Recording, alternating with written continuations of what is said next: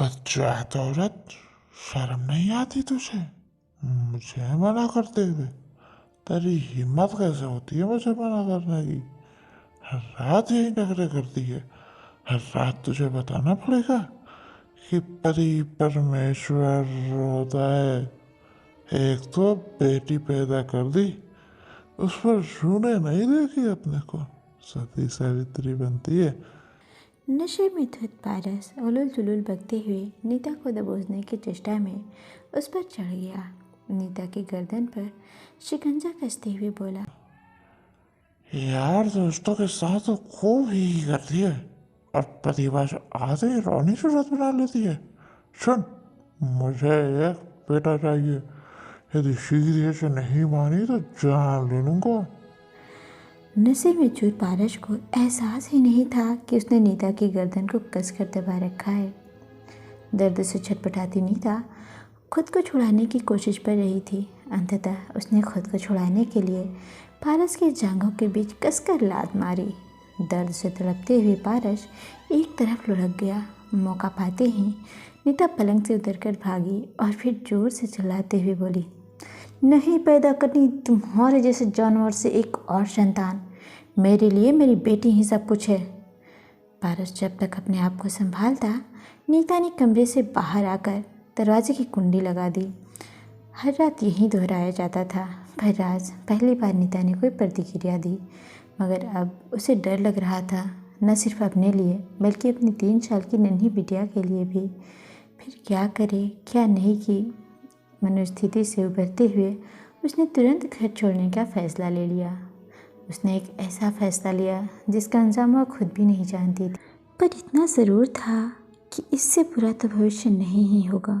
नीता ने जल्दी जल्दी अलमारी में छिपा कर रखे रुपए निकाले और फिर नन्ही गुड़िया को शॉल से ढककर घर से बाहर निकल गई। निकलते वक्त उसकी आंखों में आंसू आ गए, पर उसने पीछे मुड़कर नहीं देखा। वह घर जिसमें उसने 7 साल गुजार दिए कभी अपना हो ही नहीं पाया। जनवरी की कड़ाके की ठंड और सन्नाटे में डूबी सड़क ने उसे ठंड से ज़्यादा डर से कपा दिया।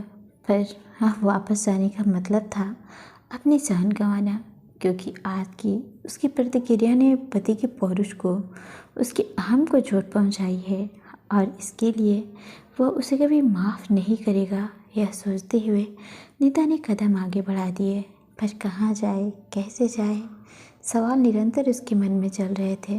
नन्ही सी गुड़िया उसके गले से चिपकी हुई ठंड से कांप रही थी। पास पड़ोस के किसी घर में जाकर वह तमाशा नहीं बनाना चाहती थी।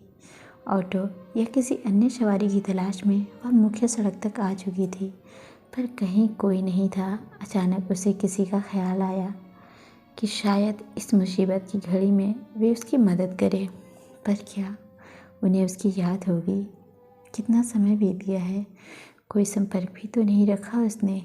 जो भी हो, एक बार कोशिश करके देखती हूँ, उसने मन ही मन सोचा। आसपास कोई बूथ न देख नीता थोड़ा आगे बढ़ गई।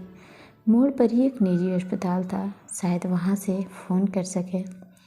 सामने लगे साइन बोर्ड को देखकर नीता ने आश्वस्त होकर तेज़ी से अपने कदम उस ओर बढ़ा दिए, पर किसी ने फ़ोन नहीं करने दिया, या मयंक जी ने फ़ोन नहीं उठाया तो रात भी तो कितनी हो गई है। ये सब सोचते हुए नीता ने अस्पताल में प्रवेश किया। स्वागत कक्ष की कुर्सी पर एक नर्स बैठी ऊँघ रही थी।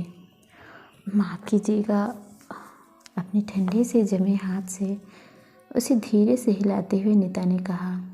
कौन है? चौंकते हुए नर्स ने पूछा।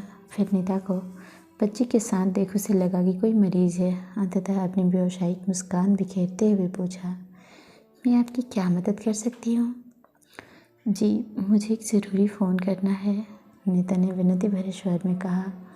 पहले तो नर्स ने आनाकानी की, पर फिर से उसका मन पसीज गया। अंततः उसने फ़ोन आगे कर दिया।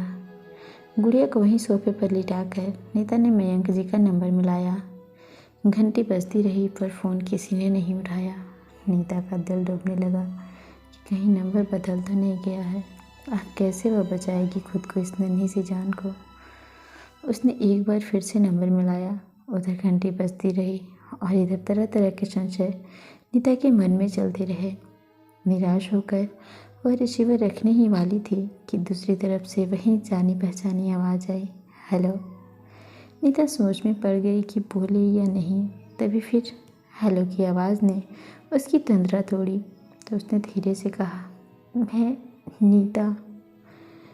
तुमने इतनी रात के फ़ोन किया और वह भी अनजान नंबर से। सब ठीक तो है? तुम कैसी हो? गुड़िया कैसी है? पारस जी कहाँ हैं? ढेरों सवाल मयंक ने एक ही सांस में पूछ डाले। जी, मैं जीवन ज्योति अस्पताल में हूँ। क्या आप अभी यहाँ आ सकते हैं? नीता ने रुंधे गले से पूछा। हाँ, मैं अभी आ रहा हूँ, तुम वहीं इंतज़ार करो, कहकर मयंक ने रिसीवर रख दिया। नीता ने रिसीवर रखकर नर्स से फ़ोन के भुगतान के लिए पूछा तो नर्स ने मना करते हुए कहा, मैडम आप आराम से बैठ जाएं, लगता है आप किसी हादसे का शिकार हैं। नर्स की पैनी नज़रों को अपनी गर्दन पर महसूस कर नीता ने गर्दन को आंचल से ढक लिया। नर्स द्वारा कॉफ़ी दिए जाने पर नीता चौंक गई। पी लीजिए मैडम, बहुत ठंड है, नर्स बोली। गर्म कॉफ़ी ने नीता को थोड़ी राहत दी। फिर वह नर्स की सहृदयता पर मुस्कुरा दी। इसी बीच मयंक अस्पताल पहुंच गए। आते ही उन्होंने गुड़िया के बारे में पूछा। नीता ने सो रही गुड़िया की तरफ इशारा किया तो मयंक ने लपक कर उसे गोद में उठा लिया। नर्स ने धीरे से मयंक को बताया कि संभवतः किसी ने नीता के साथ दुर्व्यवहार किया है, क्योंकि इनके गले पर नीला निशान पड़ा है। नर्स को धन्यवाद देते हुए मयंक ने गुड़िया को कस कर चिपका लिया। बाहर निकलते ही नीता ठंड से कांप उठी। तभी मयंक ने उसे अपनी जैकेट देते हुए कहा, पहन लो वरना ठंड लग जाएगी। नीता ने चुपचाप जैकेट पहन ली और उनके पीछे चल पड़ी। कार की पिछली सीट पर गुड़िया को लिटाते हुए मयंक ने नीता को बैठने को कहा, फिर खुद ड्राइविंग सीट पर बैठ गए। मयंक के घर पहुंचने तक दोनों खामोश रहे। कार के रुकते ही नीता ने गुड़िया को निकालना चाहा, पर मयंक ने उसे घर की चाबी देते हुए दरवाज़ा खोलने को कहा और फिर खुद धीरे से गुड़िया को उठा लिया। घर के अंदर आते ही उन्होंने गुड़िया को बिस्तर पर लिटाकर रजाई से ढक दिया। नीता ने कुछ कहना चाहा तो उसे चुप रहने का इशारा कर एक कंबल उठाया और बाहर सोफे पर लेट गए। दुविधा में खड़ी नीता सोच रही थी कि इतनी ठंड में घर का मालिक बाहर सोफे पर और वह उनके बिस्तर पर इतने रात गए। वह उनसे कोई तर्क भी नहीं करना चाहती थी, इसलिए चुपचाप गुड़िया के पास लेट गई। लेटते ही उसे एहसास हुआ कि वह बुरी तरह थकी हुई है। आंखें बंद करते ही नींद ने दबोच लिया। सुबह रसोई में बर्तनों की आवाज़ से नीता की नींद खुल गई। बाहर निकल कर देखा तो मयंक जी चाय नाश्ते की तैयारी कर रहे थे। नीता शॉल ओढ़कर रसोई में आई और धीरे से बोली, आप तैयार हो जाएं, यही सब मैं कर देती हूँ। मुझे आदत है, तुम थोड़ी देर और सो लो, मयंक ने जवाब दिया। नीता ने अपनी भर आई आँखों से मयंक की तरफ देखा। इन आँखों के आगे वे पहले भी हार जाते थे और आज भी हार गए। फिर चुपचाप बाहर निकल गए। मयंक के तैयार होने तक नीता ने चाय नाश्ता तैयार कर मेज़ पर रख दिया। नाश्ता करते हुए मयंक ने धीरे से कहा, बरसों बाद तुम्हारे हाथ का बना नाश्ता कर रहा हूँ। और फिर चाय के साथ आंसू भी पी गए। जाते जाते नीता की तरफ देख बोले, मैं लंच ऑफिस में करता हूँ, तुम अपना और गुड़िया का ख्याल रखना और थोड़ी देर और सो लेना। और फिर ऑफिस चले गए। दूर तक नीता की नज़रें उन्हें जाते हुए देखती रही, ठीक वैसे ही जैसे 3 साल पहले देखा करती थी जब वे पड़ोसी थे। तब कई बार मयंक ने नीता को पारस की क्रूरता से बचाया था। इसी दौरान दोनों के दिल में एक दूसरे के प्रति कोमल भावनाएं पनपी थी, पर नीता को उसकी मर्यादा ने और मयंक को उसके प्यार ने कभी इजहार नहीं करने दिया, क्योंकि मयंक नीता की बहुत इज्जत भी करते थे। वे नहीं चाहते थे कि उनके कारण नीता किसी मुसीबत में फंस जाए। यही सब सोचते आंखों में भर आए आंसुओं को पोंछकर नीता ने दरवाज़ा बंद किया और फिर गुड़िया के पास आकर लेट गई। पता नहीं कितनी देर सोती रही। गुड़िया के रोने से नींद खुली तो देखा 11 बज रहे थे। जल्दी से उठकर उसने गुड़िया को गर्म पानी से नहलाया और फिर दूध गर्म करके दिया। बाद में पूरे घर को व्यवस्थित कर खुद नहाने गई। पहनने को कुछ नहीं मिला तो सुकुचाते हुए मयंक की अलमारी से उनका ट्रैक सूट निकाल कर पहन लिया और फिर टीवी चालू कर दिया। मयंक ऑफिस तो चले गए थे, पर नन्ही गुड़िया और नीता का ख्याल उन्हें बार बार आ रहा था। तभी उन्हें ध्यान आया कि उन दोनों के पास तो कपड़े भी नहीं है। नई जगह गुड़िया भी तंग कर रही होगी। यही सब सोचकर उन्होंने आधे दिन की छुट्टी ली और फिर बाजार से दोनों के लिए गर्म कपड़े, खाने का सामान लेकर वे स्टोर से बाहर निकल ही रहे थे कि एक खूबसूरत गुड़िया ने उनका ध्यान अपनी तरफ आकर्षित कर लिया। तो उन्होंने उसे भी पैक करवा लिया और फिर घर चल दिए। दरवाज़ा खोलते ही नीता चौंक गई। मयंक ने मुस्कुराते हुए सारा सामान नीचे रख नन्ही सी गुड़िया को खिलौने वाली गुड़िया दिखाई। गुड़िया खिलौने पाकर खुश हो गई और उसी में रम गई। मयंक ने नीता को सारा सामान दिखाया। बिना उससे पूछे ट्रैक सूट पहनने के लिए नीता ने माफ़ी मांगी तो मयंक हंसते हुए कहा, एक शर्त पर, जल्दी कुछ खिलाओ, बहुत तेज़ भूख लगी है। सिर हिलाते हुए नीता रसोई में घुस गई। जल्दी से पुलाव और रायता बनाने लग गई। जितनी देर उसने खाना बनाया उतनी देर तक मयंक गुड़िया के साथ खेलते रहे। एक प्लेट में पुलाव और रायता लाकर उसने मयंक को दिया। खाते खाते मयंक ने एक सवाल किया, और कब तक इस तरह जीना चाहती हो? इस सवाल से सकपकाई नीता खामोश बैठी रही। अपने हाथ से नीता के मुंह में पुलाव डालते हुए मयंक ने कहा, तुम अकेली नहीं हो, मैं और गुड़िया तुम्हारे साथ हैं। मैं जानता हूँ सभी सीमाएं टूट गई होंगी, तभी तुम इतनी रात को इस तरह निकली हो। पत्नी होने का अर्थ गुलाम होना नहीं है। मैं तुम्हारी स्थिति का फ़ायदा नहीं उठाना चाहता हूँ।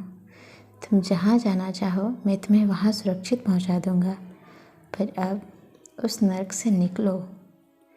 मयंक जानते थे नीता का अपना कहने को कोई नहीं है इस दुनिया में, वरना वह कब की इस नर्क से निकल गई होती। नीता को मयंक की बेइंतहा चाहत का अंदाज़ा था और वह जानती थी कि मयंक कभी मर्यादा का उल्लंघन नहीं करेंगे। इसलिए तो वह इतनी रात गए उनके साथ बेझिझक आ गई थी। पारस मुझे इतनी आसानी से नहीं छोड़ेंगे, सिसकते हुए नीता ने कहा और फिर पिछली रात घटी घटना की पूरी जानकारी मयंक को दे दी। गर्दन पे पड़े नीले निशान को धीरे से सहलाते हुए मयंक की आंखों में आंसू आ गए। तुमने इतनी हिम्मत दिखाई है नीता, तुम एक बार फैसला कर लो। मैं हूँ तुम्हारे साथ, मैं सब संभालूंगा। कहते हुए नीता को अपने बाहों में लेकर उसके नीले निशान को चूम लिया। राह में सिर हिलाते हुए नीता ने अपनी मौन स्वीकृति दे दी और फिर मयंक के सीने पर सिर टिका दिया। अगले ही दिन अपने वकील दोस्त की मदद से मयंक ने पारस के खिलाफ केस दायर कर दिया। सज़ा के डर से पारस ने चुपचाप तलाक की रजामंदी दे दी। मयंक के सीने पर सिर रखकर रोती नीता का गोरा चेहरा सिंदूरी हो रहा था। आज ही दोनों ने अपने दोस्तों की मदद से रजिस्ट्रार के दफ्तर में शादी कर ली थी। निश्चिंत सी सोती नीता का दमकता चेहरा चूमते हुए मयंक ने धीरे से करवट बदली और फिर नीता की नींद खुल गई। पूछा, क्या हुआ, कुछ चाहिए क्या? हाँ, 1 मिनट अभी आता हूँ, बोलते हुए मयंक बाहर निकल गए और फिर कुछ देर में वापस आए। उनके गोद में गुड़िया थी। निंदी सी गुड़िया को दोनों के बीच में सुलाते हुए उन्होंने कहा, हमारी बेटी हमारे पास सोएगी, कहीं और नहीं। मयंक की बातें सुनकर नींद में भी नन्ही गुड़िया मुस्कुरा रही थी। फिर मयंक के गले में हाथ डालकर सो गई। बाप बेटी को ऐसे सोती हुई देखकर नीता की आंखों में खुशी के आंसू आ गए और फिर मुस्कुराते हुए वो भी आंखें बंद करके सो गई अगली नई सुबह की स्वागत के लिए।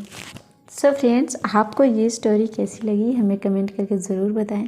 चैनल पर नए हैं तो प्लीज़ चैनल को सब्सक्राइब जरूर कर लें। मिलते हैं ऐसी ही किसी दूसरी कहानी में, तब तक के लिए नमस्कार, प्रणाम। अपना ख्याल रखें, अपनों का ख्याल रखें। Bye bye.